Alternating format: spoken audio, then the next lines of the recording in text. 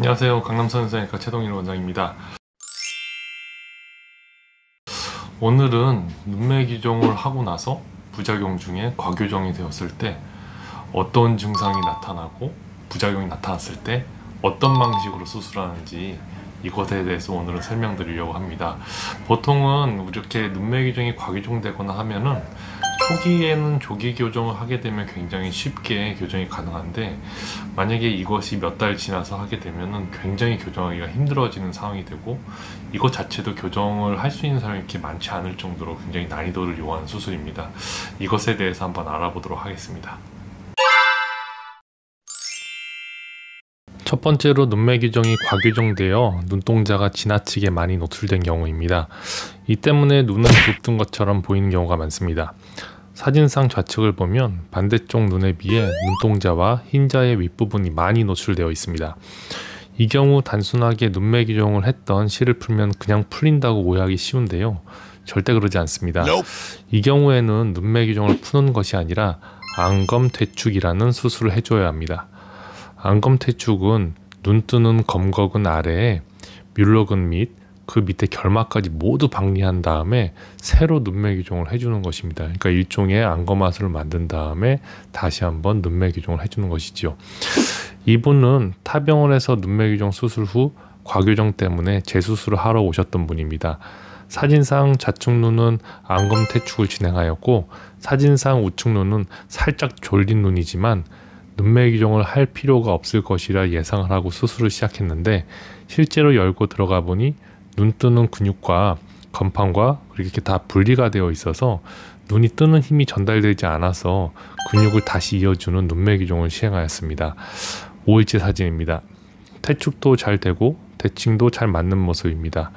아직 5일째라서 붓기가 있는데 시간이 지나면 눈은 지금보다 조금 더 커질 것이고 라인도 자연스럽게 개선될 것으로 예상이 됩니다. 안검 퇴축 수술로 발생할 수 있는 현상에 대해서 설명드리겠습니다. 먼저 가장 흔히 발생할 수 있는 부작용은 수술 진행 중에 마취를 한 상태에서 눈이 작아져서 퇴축 수술이 잘 된 것처럼 보였으나 시간이 지나고 보면 퇴축이 충분히 이루어지지 않은 경우입니다. 이 때문에 반드시 경험이 많은 의사한테 수술을 받는 것이 좋습니다. 또 수술 후에 1개월에서 2개월 사이에 흉터 구축 등 다양한 원인에 의해서 다시 부릅뜬 것처럼 재발하는 경우도 있는데요. 이 경우에는 환자의 상태를 보고 다시 수술을 해서 퇴축을 더 할지 아니면 경과를 지켜보면서 좀 더 기다릴지 결정을 하게 됩니다. 물론 이러한 사항들은 수술 전에 환자분께 충분히 설명을 드립니다. 눈매 교정 후 과교정으로 인한 부작용, 두 번째는 쌍꺼풀 수술 후에 점막이 들리는 경우입니다.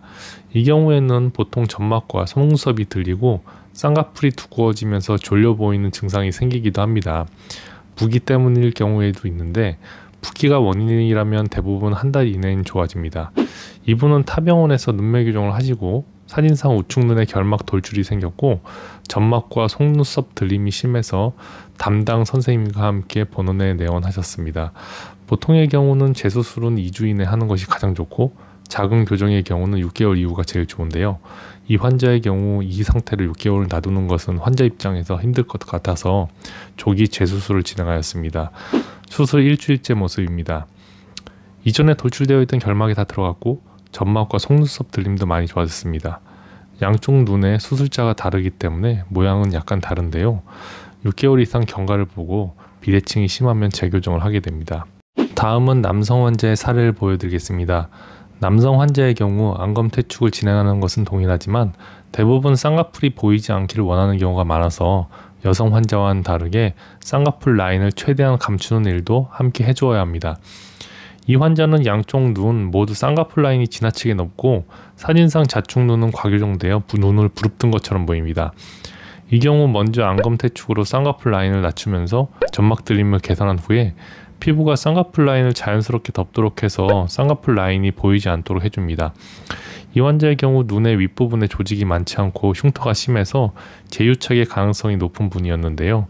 재유착을 방지하기 위해서 현재 고려대 교수와 같이 연구 중인 재료를 사용해서 재유착 방지 역할을 해줬고 지방지 배치도 잘 해줬습니다.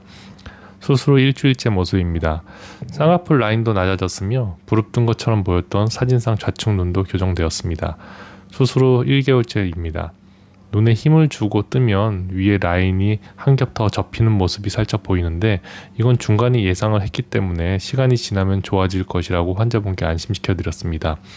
이러한 현상이 발생하는 이유는 윗부분에 유착이 되기도 하지만 이 환자분의 경우에는 쌍꺼풀 위쪽의 볼륨 부족으로 인해서 살짝 꺼져 보이는 것이고 아래 쌍꺼풀에 붓기가 남아있기 때문에 상대적으로 더 튀어나오게 돼서 위에 피부가 쌍꺼풀을 덮어주지 못하기 때문입니다. 이러한 상황이 발생하면 수술이 실패하는 건 아닌지 걱정하시는 경우가 많은데 해당 환자분께서는 다행히 저를 믿고 기다려 주셨습니다. 6개월차 모습입니다. 라인도 충분히 낮아져서 거의 보이지 않게 되었으며 점막과 속눈썹 드림도 잘 교정되었고 겹주름도 생기지 않는 모습입니다. 이상 눈매교정 수술 후 과교정으로 인해 발생할 수 있는 부작용에 대해 알아보았습니다. 구독과 좋아요 부탁드리고요. 댓글도 편하게 남겨주시면 감사하겠습니다. 제 블로그에도 좋은 내용이 많이 있으니 방문해 보시면 좋을 것 같습니다. 감사합니다.